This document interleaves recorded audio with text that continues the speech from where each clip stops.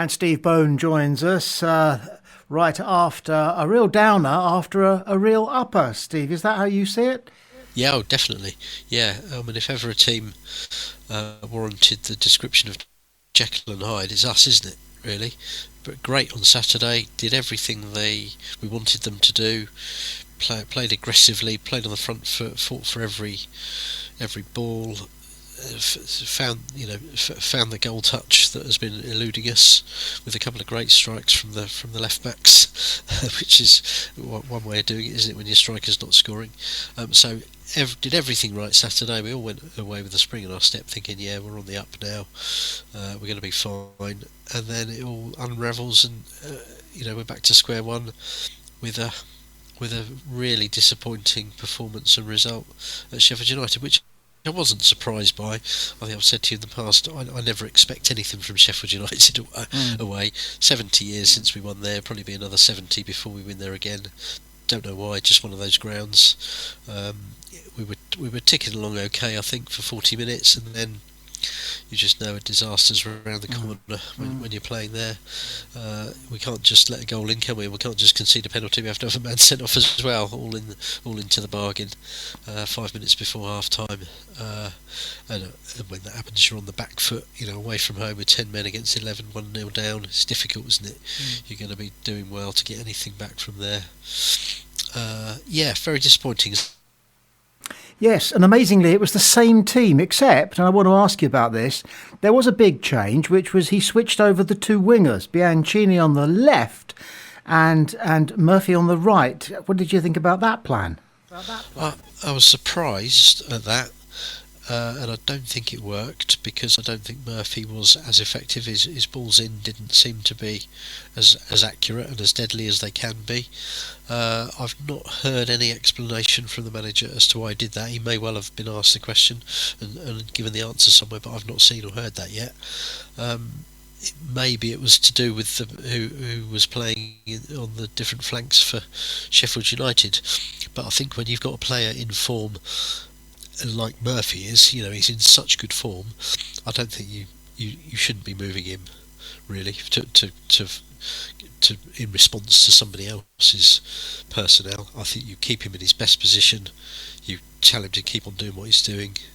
He was excellent again on Saturday, and moving, switching flanks has not had the desired effect. I'm sure we will see him back on the left side on Saturday. Strange one that. And as you say, it was the same. It was the same starting lineup. We haven't done that too often this season. Fair thing to do. I think for once it was a lineup that fans couldn't argue with.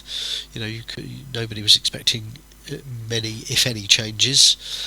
So that was, that people were in agreement with that. But just didn't happen. You'd not have known it was the same 11 players, would you? From the performance, it's a mystery. I mean, the manager must be scratching his head as much as we all are. It's his job to find out why that was so different. We're almost back to the extremes of last season, aren't we? Where we were very good at home over quite a long period and very bad away from home over quite a long period. I hope we don't sort of drift into that big difference again over a sustained time. But it feels like we're going that way at the moment. Yeah, the talk is that after the game, the manager held the players back, which must be pretty frustrating if, you've got a 4-hour journey ahead of you. But these things have to be done. They're professionals and it's part of their job. And what he says is that he asked them what they thought went wrong. And was it, like him, a case of they played okay, actually, but the big moments went the wrong way? Yeah, that's right. He asked them if they felt under pressure from Sheffield United throughout the game, and I think they said no, they didn't particularly. They didn't feel it was that one-sided, which is how he saw the game as well. But clearly, what was one-sided was what happened in those set-piece moments. Two of them cost us the first two goals, and it's game over after that, isn't it? When you're 2-0 down with 10 men away from home, you've got no hope really of coming back.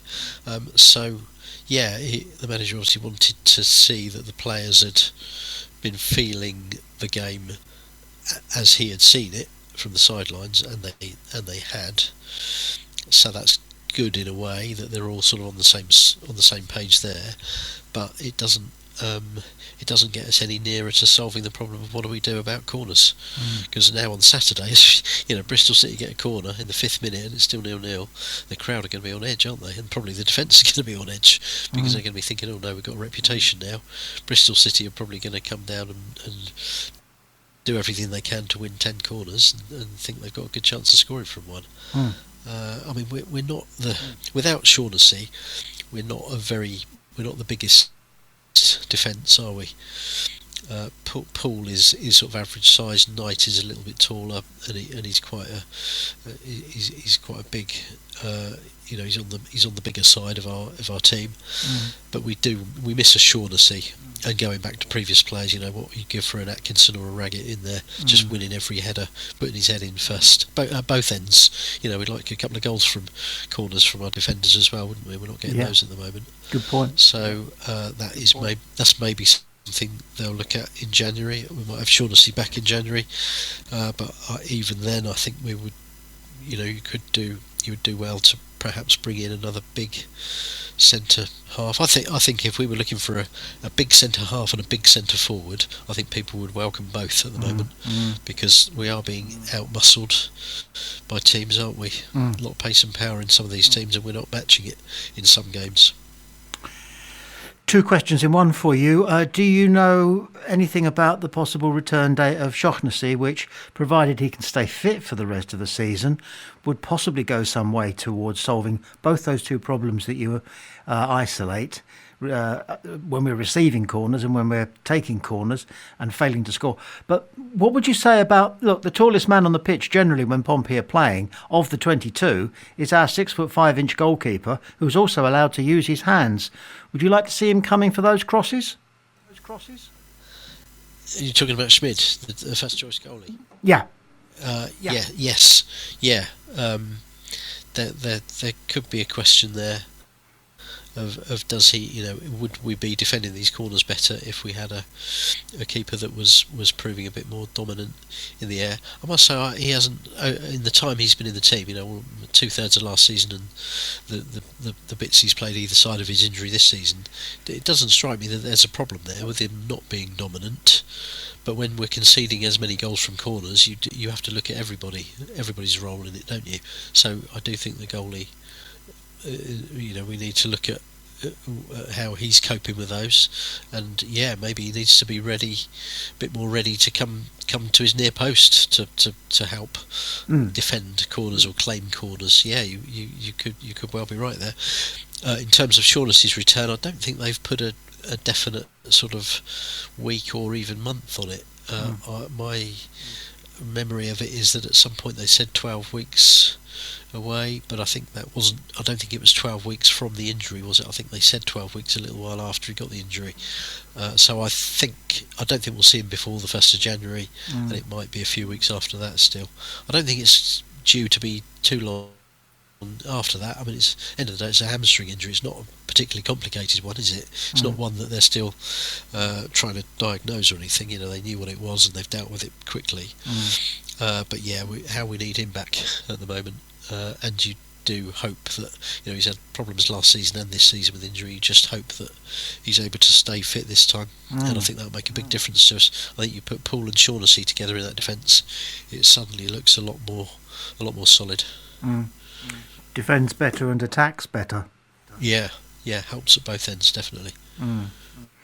What about some of the other people who were fighting to keep a place? Koznovsky, for example. Well, I thought Koznovsky was excellent on Saturday alongside Dozel. I wasn't sure when I read the team sheet and saw the team sheet. I thought, not sure about that. Let's see how that goes. And fair play to the manager. He was the right man for the right day. He's a tenacious sort of player, isn't he? Likes to get stuck in there in the midfield, likes to get into a tackle. Doesn't do anything spectacular with the ball, but uses it sensibly. A bit like Dozel, really. I mean, you could argue that they're similar sort of players, but I thought as a partnership on that occasion on Saturday it worked well. But then last night, like a lot of players, you wouldn't single out anybody really as being worse than anyone else, but just collectively they weren't at it, which has now given the manager a decision to make for Saturday. He's probably not going to play an unchanged team again, is he, on Saturday? Kosnowski is probably one of those who's under threat of being rested, as they call it these days. But I thought he was very good on Saturday, probably his best game for us so far, and he was a big reason that we sort of bossed the game and took it to them and came away with the win.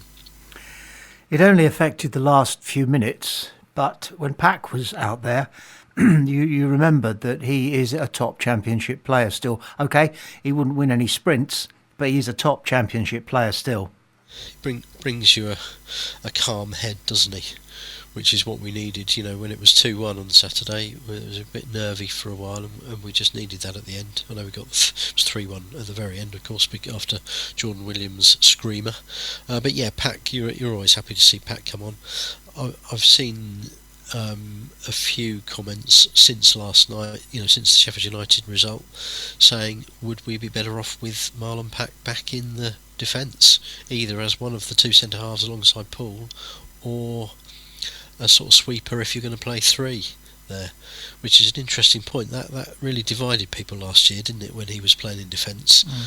A lot of people said no, it's terrible, it's a stopgap, that's not his position, we're not as good with him there. But our results, particularly at home when he was playing there, were pretty good.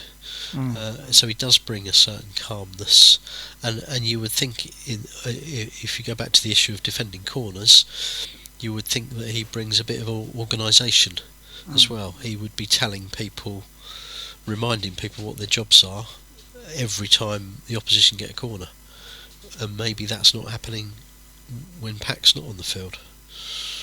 So maybe that's, I don't know, I doubt whether that will happen, to be honest. I don't think he's suddenly going to go back to Pack. He might bring Matthews in for Knight, for example, on Saturday, if he thinks he's worth another go, but I don't think he'll bring in Pack. But if he did, I'd be interested to see how it went. Let's talk about set pieces then, because everybody else is, and I very much want your wisdom on it. How have set pieces and corners in particular changed down the generations of watching Pompey? It's interesting. I don't know if they have changed that. I think you go in cycles. You teams go with sort of in different phases and fads almost of, they might spend a season trying short corners, which I've never thought Pompey are very good at. Play short corners and 9 times out of 10 the ball never gets into the penalty area. There's a lot of there's been a lot of talk over the more recent years about zonal marking. Do you go man for man marking? Do you treat it as zones? One of the issues now, if you look in the 6-yard box when the players are waiting for a corner, while they're waiting for the corner taker to trot over and take it, there's an awful lot of pushing and shoving. There's much more than there used to be, I'm sure. To the point where sometimes the referee has to get involved, and quite often you'll see a push or a shove that should be given as a free kick or a penalty, depending on which way it's gone, and it's not. The referees don't seem to deal with it very much. So whether that sort of behaviour has affected how teams have to defend corners, I don't know. There's only so much. A corner is a corner, isn't it? They can't change that much, because it's still the ball coming in from the corner of the pitch, the corner quadrant, into a sea of bodies. You've got to make sure you've got the opposition threats well marked. You've got to have a man on every man. You've got to work out if you need an extra man at the back, or if you gamble and leave one up. It hasn't changed. It's not massively more complicated than it was 30, 40, 50 years ago, is it? But certain teams seem to have a problem with it. We have a problem with it at the moment. There have been times where Pompey have been very good at defending set pieces and very good at making the most of them at the other end as well. So I can't see that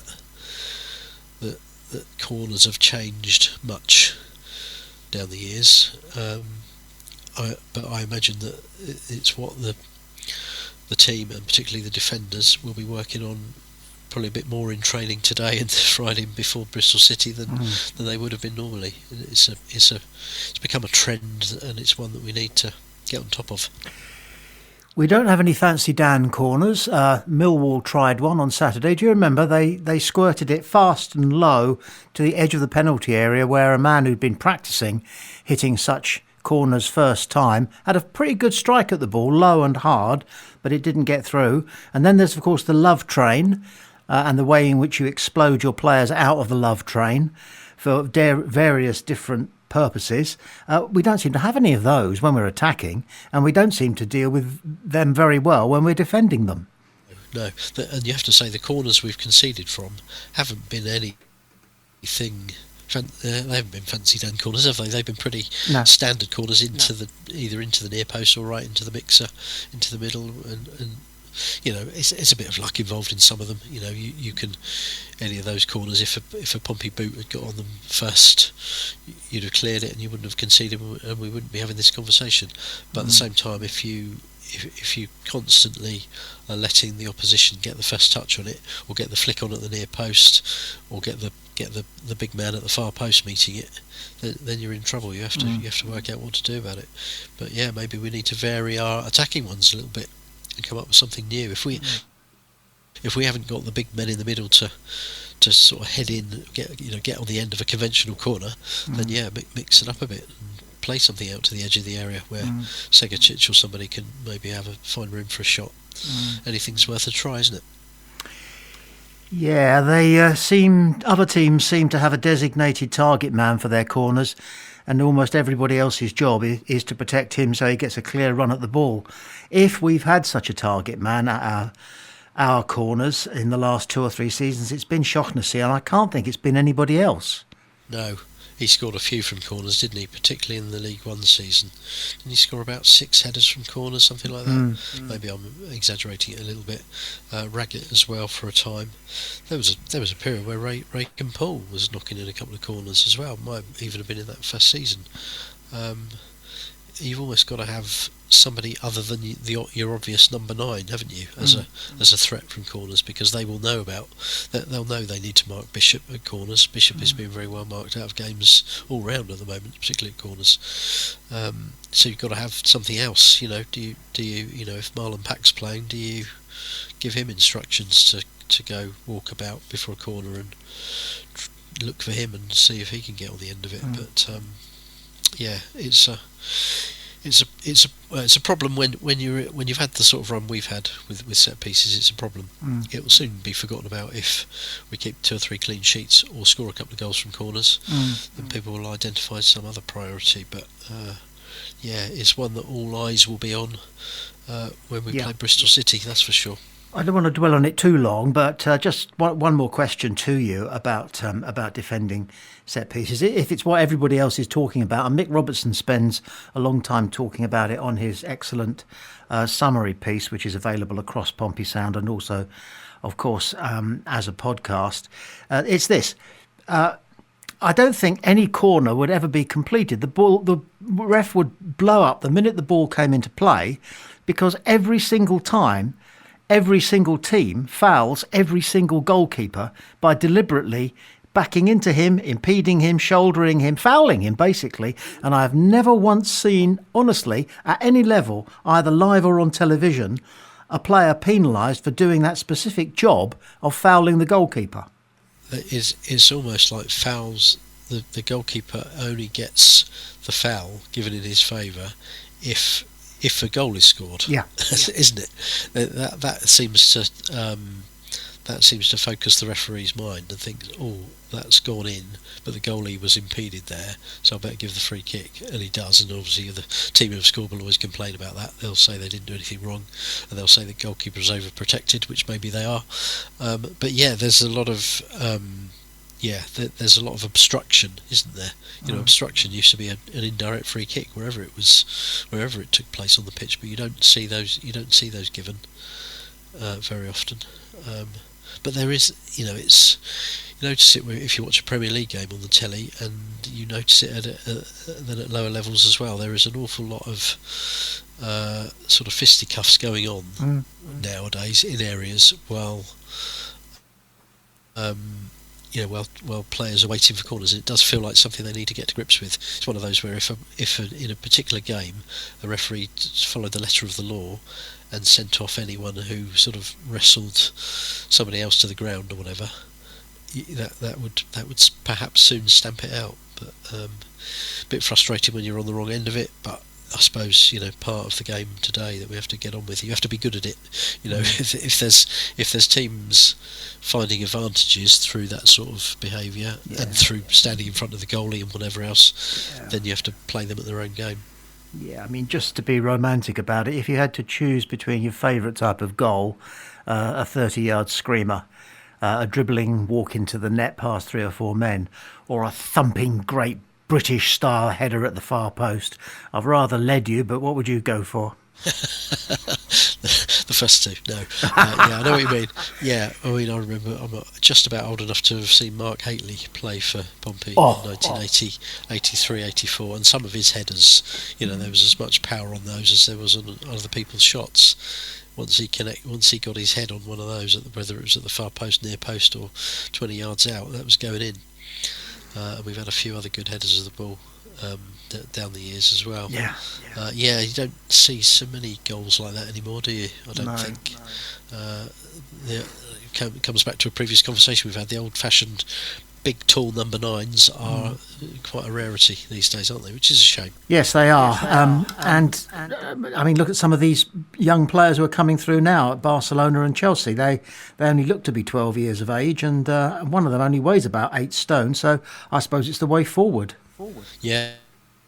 The lighter and smaller and more sort of agile players seem to be the future, don't they? At the moment, it may change again, mightn't it? Could change again in a generation's time.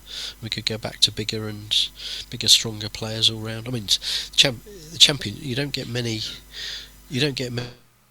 of those sort of continental 13-year-old looking players in the Championship, do you? The Championship does seem to have more of the big sort of the pace and power players than your average league. Yeah, well, actually, I was leading somewhere with that little throwaway line, because we've got 2 or 3 players who need to get a bit of their mojo back and a bit more confidence, and I guess you can only really do that by playing, but they're not forcing themselves into the side.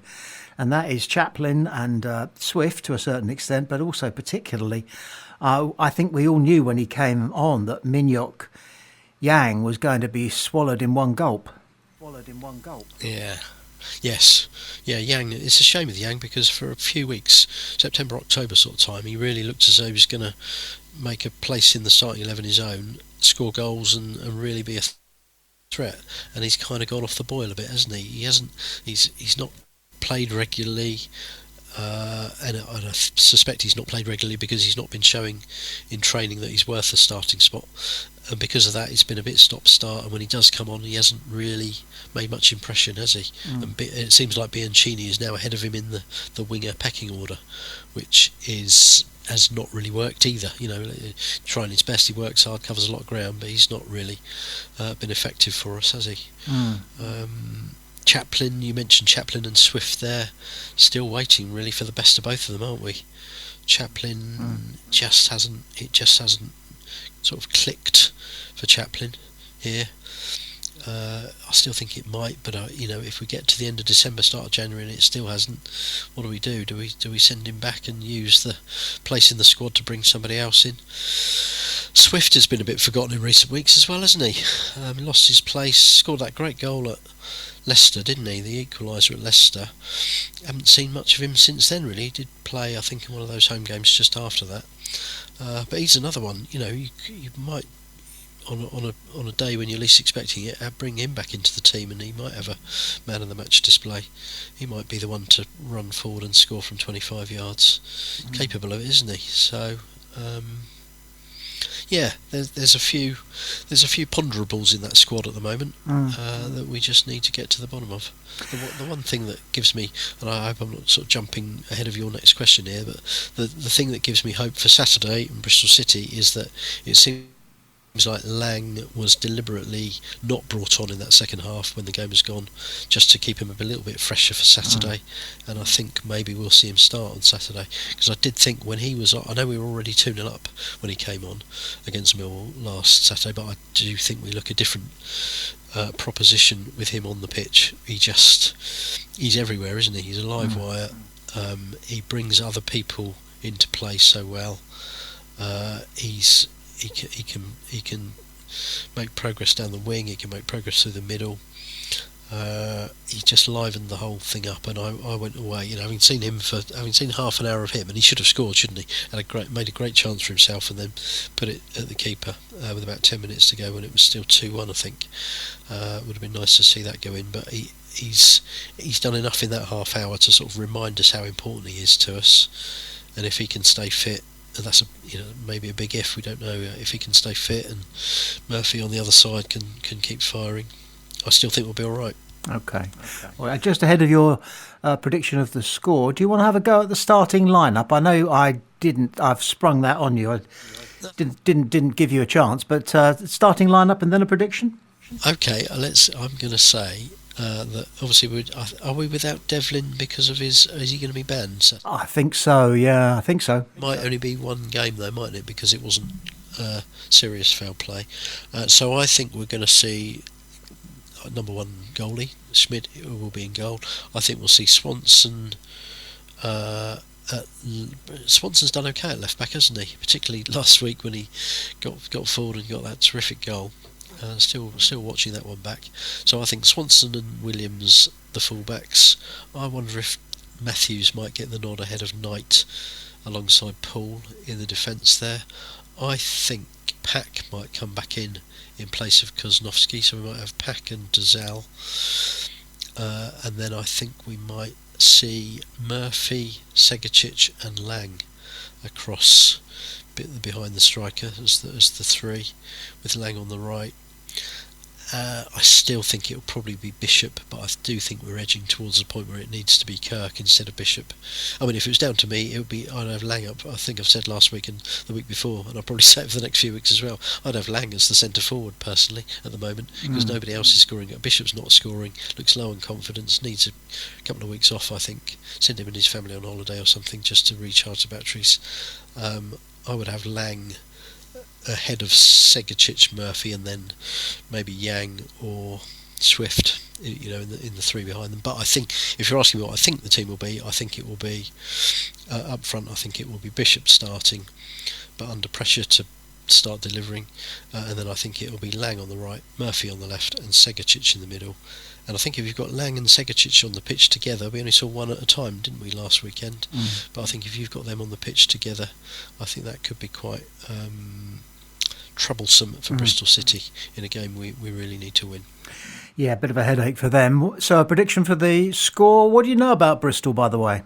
Well, they're up there, aren't they? They're up the top. I mean, our home record, we're doing better at home against teams in the top 8 or so. Millwall were up there and still are, actually. I think they won again last night, didn't they? So they're up there and we beat them. Middlesbrough are up there, we beat them at home. Preston we beat at home, and yet Norwich and Sheffield Wednesday, the two of the few teams behind us, have both come down here and won. So it probably suits us that we're playing another team from the top group. I mean, they were similar last season. They were doing quite well, Bristol City, and came down here at the same time of year, first Saturday in December I think it was, and we beat them 3-0. They tried playing it around at the back a couple of times, and we pressed them and we scored against them, and we ended up quite comfortable winners. We then went to their place a month later and they were comfortable winners against us, so it's one of those. But yes, I'm quite happy to be playing a team at the top, and I think we might get back on track with a win. Nice. Score? I go 1-0. 1-0. You know, I like a 1-0. Yeah. Let's hope so. Pack to score? Lang to score. Lang's going to score. He's buzzing around. He wants a goal. He's going to get one. He's going to get one soon. As ever, Steve, lovely. Thank you for your wisdom and your humour and your knowledge, and talk soon. Look forward to it.